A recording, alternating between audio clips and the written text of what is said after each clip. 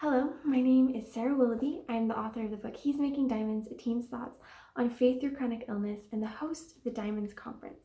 And today I want to talk to all of my fellow chronically ill writers about how to connect with other writers when you have a chronic illness or a long-term health issue or challenge or whatever.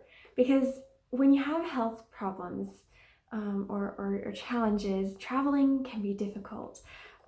Being in person with people, maintaining continual relationships can be difficult. If you live in a small town like me, connecting with other authors and writers can be difficult. And I shout out to Abigail Ann and the other local authors that I have been able to connect with. But it's a trial, it's a struggle to connect with it. We can't go to conferences, writing conferences where you usually connect with other writers, with agents, with editors, with whatever. And that can be really difficult, especially because writing is such a lonely thing to do. It's such a lonely occupation because we spend so much of our time sitting in our bedroom. Well, I don't know about how you write or where you write, but I do most of my writing sitting on my bedroom floor by myself with my laptop, just, with the blank screen and me. And that can be lonely, and we need encouragement, and we need other people who get it, because writing is also very unique. It's creating, it's making stuff out of nothing, it's talking to the imaginary friends and then putting your conversations on paper. And that's going to sound really weird to anyone who's not a writer, but everyone who is gets it. And it's important to have people who get it, to have people who know what it feels like to be rejected over and over and over again, and who knows how exciting it is to reach a certain word count when other people don't even have any idea how many words are in a typical book. So community is important for writers, for everyone, but for writers. And it can be difficult to find that community when you have a chronic illness. However, after years of being a chronically ill writer, I have been blessed to connect with some amazing writers, and I want to share just some tips for finding community as a chronically ill writer. So first of all, social media.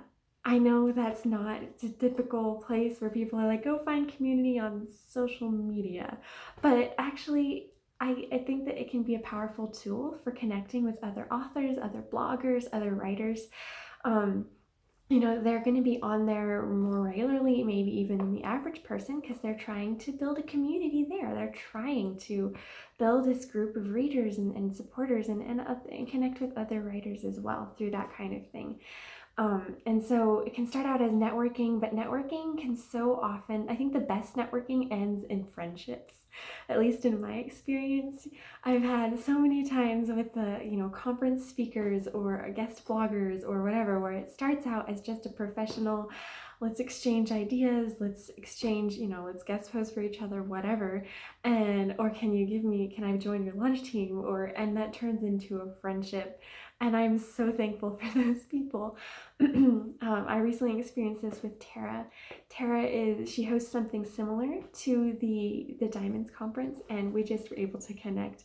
And it was just, at the end of the call, we're both like, dude, let's just be friends, because we needed someone who got it, and we both got it. So it was like, well, we'll support each other, but also let's support each other, And so just be intentional, a friend of mine, she's a huge encourager to a lot of writers, a lot of authors.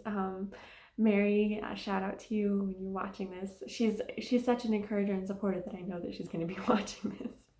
But Mary she's wormed her way, that's a horrible way of putting it, but connected with so many authors, and she has such good relationships and friendships with so many authors and writers. And I know that that is a blessing to them, because she's an amazing person, and it's also a blessing to her because she gets to learn about writing and just get to talk to other people who get it through the connections that she's built. And the way that she does this is she's intentional. She will go and just support. She'll comment on an author's Instagram post or Facebook post, or I don't know, if I'm not on Facebook, so I don't know, but she'll comment on those kinds of things, and she'll like them, and she'll reply to the stories, and she'll interact with them. And that's a huge encouragement to writers and authors, if you're a writer and author trying to build a platform. But it's also just a way to support them, and then they go, that person's really cool. And it's easy to just say to get to know them.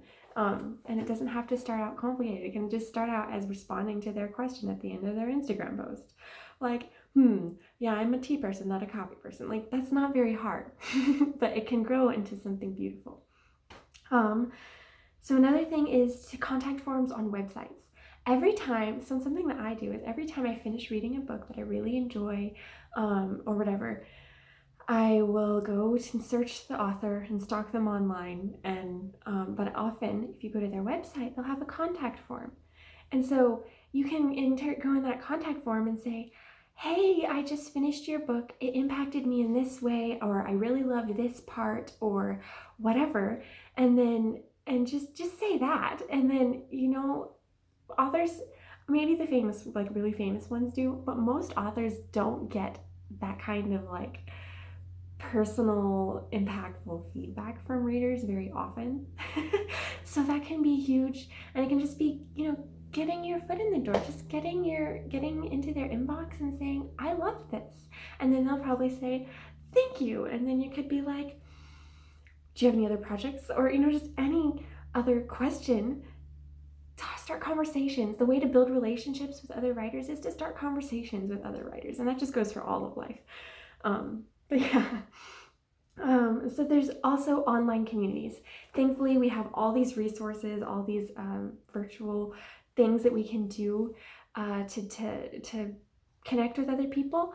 And so online communities, Facebook groups there's tons of them for every genre, for every like wherever you're coming from, whether you're drafting or editing or wherever, there is a Facebook group for you. I'm not on Facebook, really. I'm not like a huge supporter of Facebook or use it, but there's something there. So just look around. There's something.